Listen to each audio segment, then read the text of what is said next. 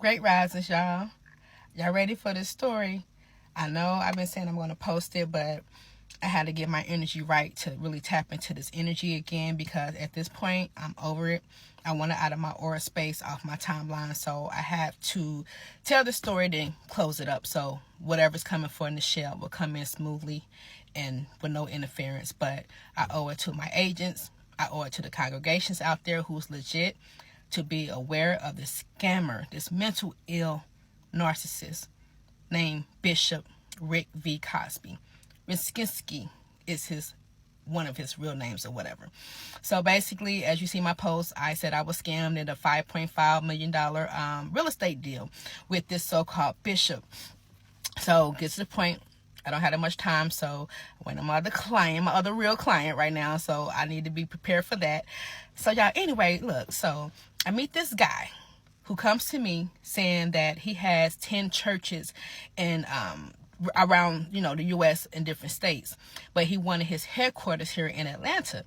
So my job as a buyer's agent is to find him a church home here in Atlanta. So we was rocking and rolling with that. All of a sudden, one day he was blowing up my phone, and he ended up texting me, and he texted me an address like, I want this now, look into this.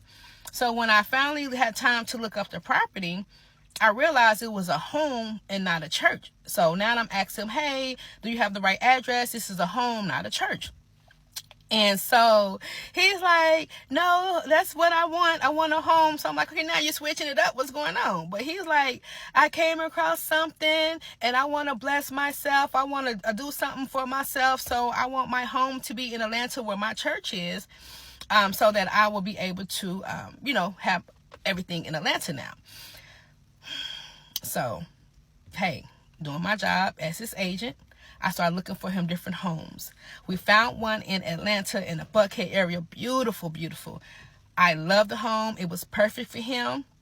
Well, so I thought. So anyway, the home was 5.9. I negotiated down to 5.5. So now I'm really feeling like, hey, not only did I find your home, but I also gave you a good deal on it. So I'm feeling accomplished, whatever.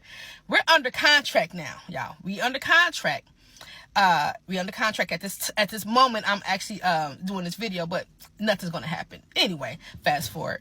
So I didn't have any suspicions of him. He would come to the visits. He did always mention his chemo appointments and telling everyone that he has cancer. He's on his last leg. So now he's playing on my feelings because, which I learned, don't mix business and personal. It's okay to be feeling the way for someone, but it's like, okay, get to the business. So, and that's what he used, him being a bishop. So he's letting God lead his scams, and also his cancer lead his scams. So now we're racing against time, as he says. So he supposedly have a surgery coming up, and his goal was to find a home to where when he gets out his surgery, he doesn't have to stay in a treatment center. He can go to a home. Also, this home is supposed to be big enough to where his workers, those who were cooking for him and those who were going to be cleaning, his workers can stay there. And I mean, the home is over 13,000 square foot, so it was like the perfect environment. We on the contract. Earnest money is due. That's what you pay when you purchase a home. It's in good faith, showing, hey, I'm going to purchase this home, and it can be at whatever amount you agree on. I'm always at 3 days for my clients. So now his 3 days are coming up. I'm like, hey, what's going on with the earnest money? One day is, I'm at my treatments, which again, even for the sake of my commission, I'm not about to pound on someone I know is going through this illness, right? So he's saying, I'm having my daughter send it by the end of the day. Next day come. Okay, Bishop, where's the earnest money? Oh, my mother's going to call you by the end of the day. Just delaying. But I'm racing against time because we have to reach, we don't want to breach the contract. We don't want to interfere with the due dates is on the contract, which was 3 days for the earnest money. I know I'm talking fast. I'm trying to get it out. I'm not trying to do 9 parts like someone else. I need to get this out the way, right? So got the earnest money. And it was just different stuff going on. Before I found out who he was, again, I was going by emotion, like feeling like, oh my God, this guy is dying and I'm here to help him fulfill his last wishes or whatever. Y'all, let me tell you something. This man don't have money. Nothing about this man is real. Even though he's getting invited to these churches to preach, I'm gonna attach the video. He's a creep. Like, I've never seen anyone preach in a church and unable to keep their pants on their butt. Like a grown man wearing a suit and you don't know your size and you wearing something too big or you don't have a belt on. So again, I'm sure at the end video. So it's like a Lifetime movie. He has a character, his mother Cosby. He has his character wife. Her name is Soraya. And she played it good because she would not say nothing. We're talking about walking a home that's over 13,000 square foot, and you want her input as first lady, and she never say, all she does is smile, which I mentioned to the other agent. It's nothing cute about that. It's dangerous when someone only smiles, you know what I'm saying, and you're too mute. So she was just playing her role. Anyway, so I get this weird text out the blue from the seller's agent one day. And she's like, unbelievable. There's no way your buyers are calling me, going off on me, saying they didn't know anything about earnest money. So I'm confused, being that I've been in contact with them and being that he knows what is due. So I'm like, no, that couldn't be my client. I think you got me mixed up with someone else. She's swearing, no, the shell is for the parent house, whatever. So I'm like, well, send me the number they called from and who you talk to, and I get right on it to verify. But I'm telling you, this can't be my client. Lo and behold, when she sent the number, it's his number, right?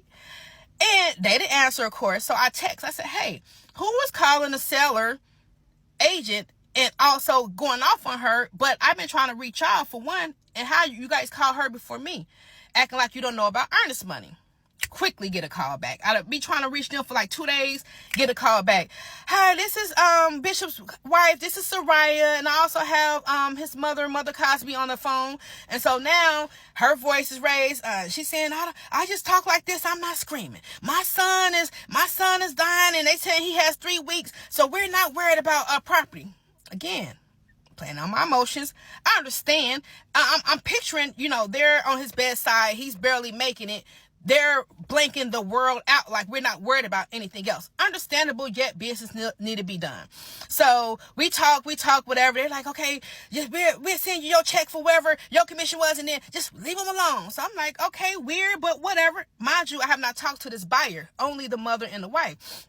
So I called the agent back. I apologized to her. Like, I'm so sorry. That was them. But I'm like, with the situation going on with them, and he has like weeks to live, I can understand they're probably not all the way there in their mind and their mental. But I do apologize. She's like, Nichelle, all I'm saying is submit the earnest money. And even though we're already past that date, we will still honor the contract. So we're talking. Then she was like, and even like when I talked to the buyer, and I'm like, the buyer's on a ventilator. They just told me, and he's on, like, he had a couple of weeks to live, but they have him on a ventilator. So she's like, no, Nichelle, I definitely talked to the buyer, the same man we've been talking to, the same man who been visiting the home. That's who I talked to, as well as other women, but they were screaming, so it was hard to get through with what they were saying.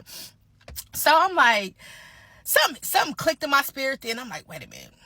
Why would she lie? And also this woman, he visited the home twice just to assure that's the one he wanted before we submitted the contract.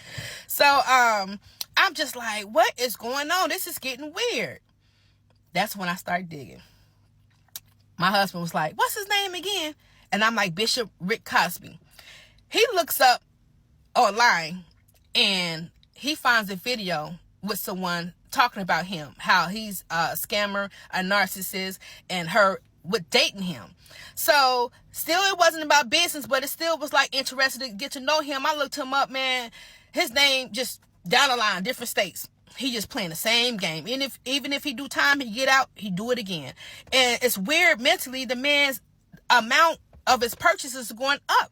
So in the other 2 agents he scammed, one was 1.5, the next one was 2.3, and again, like I told you, mine was 5.9. So I'm not sure what it is that he's trying to do. And I'm running out of time, so I'm gonna have a part 2. We got to get this over with. Part 2 coming.